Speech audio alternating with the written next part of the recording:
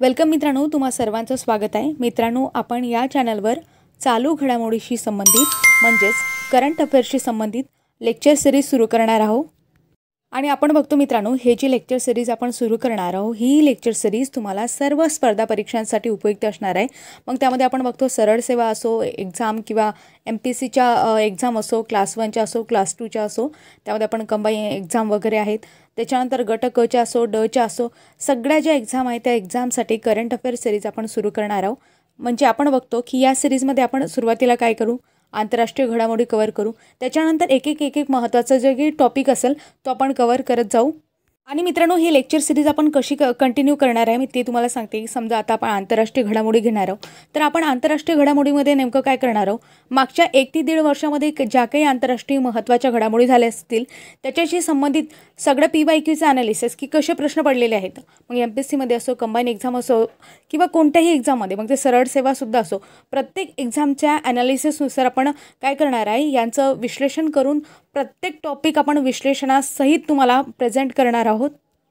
आणि आणखी एक महत्त्वाची गोष्ट म्हणजे आपण डेली लेक्चर अपलोड करण्याचा प्रयत्न करू। म्हणजे डेली आपण बघतो की महत्त्वाचा टॉपिक आपण घेणार आहोत, मग कधी 5 ते 10 मिनिटापर्यंत असणार आहे किंवा 5 ते 15-20 मिनिटापर्यंत सुद्धा लेक्चर होईल। आता त्या लेक्चरच्या कंटेंटनुसार त्या लेक्चरची क्वालिटी किंवा लेंथ जे आहे ते ठरणार आहे।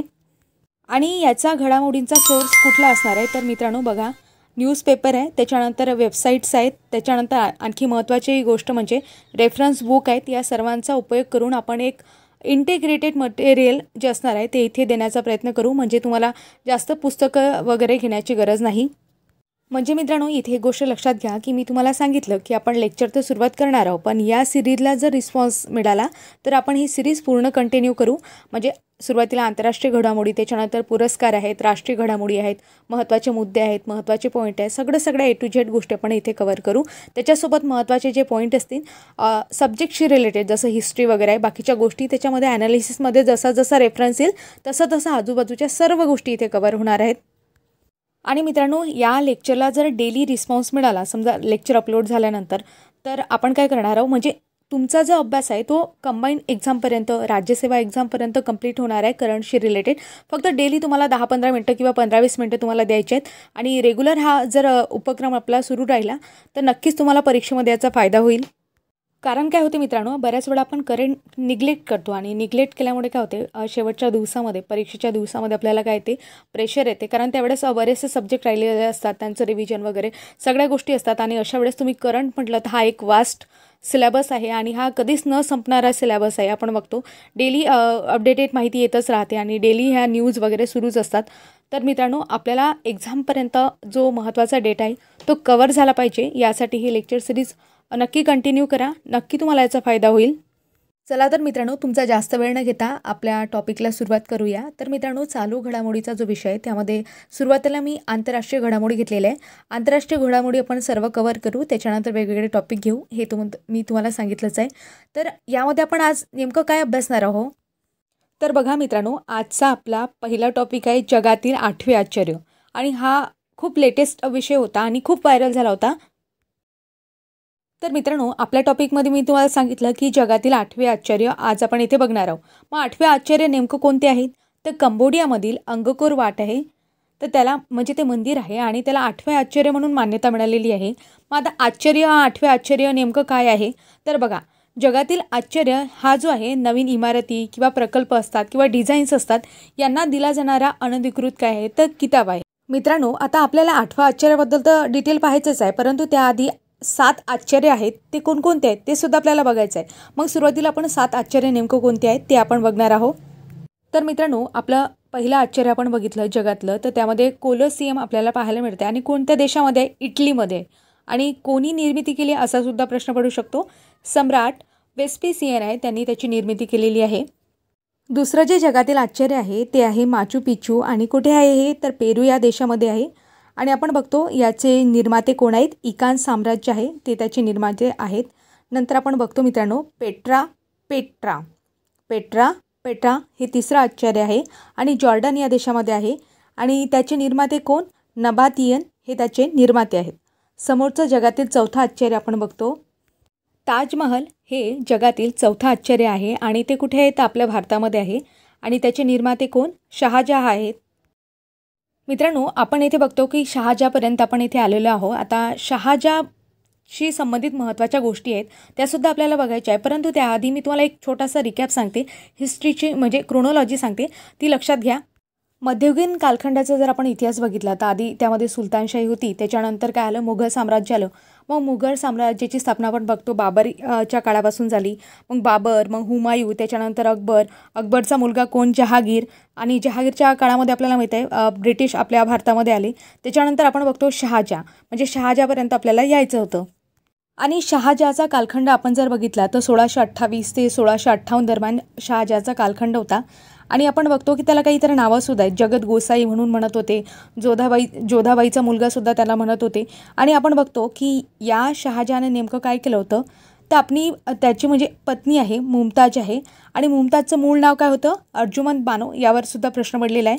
म्हणून मी तुम्हाला बाकीच्या गोष्टीसुद्धा काय म्हटलं मी की शहाजहाची पत्नी आहे, तिचं नाव काय आहे? मुमताज होतं. आणि तिचं मूळ नाव काय होतं? तर अर्जुमंद बानो होतं. आणि तिच्या स्मरणार्थ आग्रा येथे काय केलं? 1632 ते 53 या कालावधीमध्ये ताजमहल बांधलं गेलं होतं. तर मित्रांनो, आपण बघतो ताजमहल आहे. यामध्ये महल शब्द जरी येत असला तरी हे महल नाही, तर हे काय एक प्रकारची कबर आहे. आणि ते कोणाची कबर आहे? तर मुमताज आहे, तिची ती कबर आहे. यावर मी शॉर्ट व्हिडिओसुद्धा टाकला होता. आणि तसंच आपण बघतो मित्रांनो, शहाजहाने बाकीच्या गोष्टीसुद्धा बांधलेल्या आहेत. म्हणजे कोणकोणत्या वास्तू बांधल्या, त्याच्या काळामध्ये कोणकोणत्या वास्तू झाल्या हे सुद्धा आपल्याला बघायचं आहे. नेमकं ताजमहल त्यांनीच बांधलं असं होत नाही. म्हणजे शहाजहाच्या काळामध्ये ताजमहल बांधलं गेलं. आणि त्यामध्ये आपण बघतो की त्यांनी आणखी वास्तू बांधलेल्या आहेत. त्या वास्तूंमध्ये कोणत्या? लाल किल्ला आहे दिल्लीमध्ये, जामा मस्जिद आहे दिल्लीमध्ये, मोती मस्जिद आहे आग्र्यामध्ये. अशा प्रकारच्या मस्जिदी आणि वास्तूसुद्धा शहाजहांच्या काळामध्ये बांधल्या गेल्या. म्हणजे मित्रांनो, पर्टिक्युलर येथे ताजमहल आणि भारतासंबंधी होतं म्हणून मी थोडं एक्सप्लेन केलं. आता समोरचं आपण जगातील 5वं आश्चर्य पाहू. त्यामध्ये क्राईम डी रेडीमटर याचा समावेश होतो. आणि म्हणजे हे कोणत्या देशामध्ये येते? तर ब्राझील या देशामध्ये आहे. आणि त्याचे निर्माते कोण आहेत? आपण निर्माते जर बघितले तर हिटर डा सिल्वा कोस्टा हे आहेत. म्हणजे उच्चार तुम्ही बघून घेसाल. समोर आपण बघतो मित्रांनो, चीनची भिंत हे जगातील 6वं आश्चर्य. आणि त्यामध्ये कुठे आहे ते? चीनची भिंत आहे, साहजिक आहे, चीन या देशामध्ये आहे. आणि त्याचे निर्माते कोण आहेत? क्वीन राजवंश होता आणि मिग राजवंश हे त्या चीनच्या भिंतीचे काय आहेत? तर निर्माते आहेत. आणि 7वं जगातील आश्चर्य आपण बघतो चिचेन इट्जा आहे. आणि कुठे आहे? मेक्सिकोमध्ये आहे. आणि निर्माते कोण? तर माया टोल्टेक हे त्याचे निर्माते आहेत. आणि शेवटी मित्रांनो, आपण आपल्या टॉपिकवर आलो. त्यामध्ये आपण अंकोर वाट बघत आहोत. आणि यामध्ये आपण बघतो की कोणत्या देशामध्ये आहे हे? तर कंबोडिया या देशामध्ये आहे. आणि पर्टिक्युलर आपण जर विचार केला कोणाच्या कार्यकाळामध्ये याची निर्मिती झाली आहे तर राजा सूर्यवर्मन द्वितीय आहेत, त्यांच्या कार्यकाळामध्ये याची काय झालेली आहे? निर्मिती झालेली आहे. तर मित्रांनो, हे जे 8वं आश्चर्य आहे याबद्दल आपण डिटेल माहिती बघू. अंकोर वाट आहे त्यांना मंदिराचं शहर असं सुद्धा म्हटलं जाते. आपण बघतो मित्रांनो, मूलतः हे भगवान विष्णूचं मंदिर होतं समजा. आणि ते कालांतराने त्याचं काय झालं? नंतर बौद्ध मंदिरामध्ये रूपांतर झालं. म्हणजे तुम्हाला प्रश्न पडू शकतो की आधी हे मंदिर कोणतं होतं? तर विष्णूचं मंदिर होतं. आणि कालांतराने त्याचं रूपांतर कशामध्ये झालं? बौद्ध मंदिरामध्ये झालं. आणि यामध्ये आपण बघतो शहराचं प्राचीन नाव जे होतं त्याचं तर यशोधरापुरा हे जे होतं ते अंकोर वाट या शहराचं प्राचीन नाव होतं.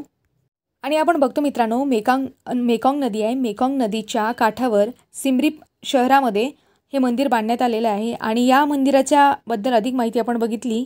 या मंदिराचं वैशिष्ट्य म्हणजे असं की मंदिराची एक वास्तुकला जी आहे ते आश्चर्य टाकणारी आहे. आणि त्यामध्ये आपण बघतो की जगातील सर्वात मोठं जे आहे ते विष्णूचं मंदिर, भगवान विष्णूचं मंदिर आहे.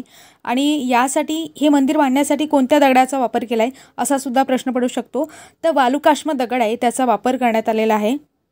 आणि मित्रांनो, महत्त्वाची गोष्ट म्हणजे या मंदिराच्या उभारणीसाठी 28 वर्ष लागले. म्हणजे कुठे कुठे 28 वर्ष असा रेफरन्स आहे तर कुठे कुठे 30 वर्ष असा सुद्धा रेफरन्स आहे.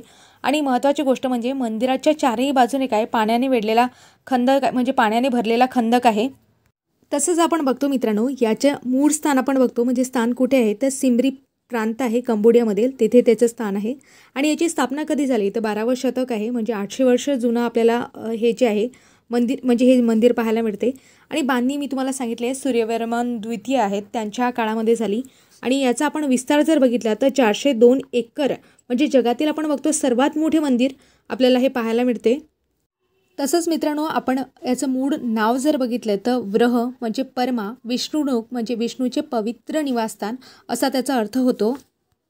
तसंच एक महत्त्वाची गोष्ट म्हणजे या मंदिराने कोणाची जागा घेतली आहे तर म्हणजे जगातील 8वं आश्चर्य आहे आणि या आश्चर्याने कोणाची जागा घेतली आहे तर इटलीच्या पोम्पेईची जागा घेतलेली आहे, म्हणून लक्षात ठेवा.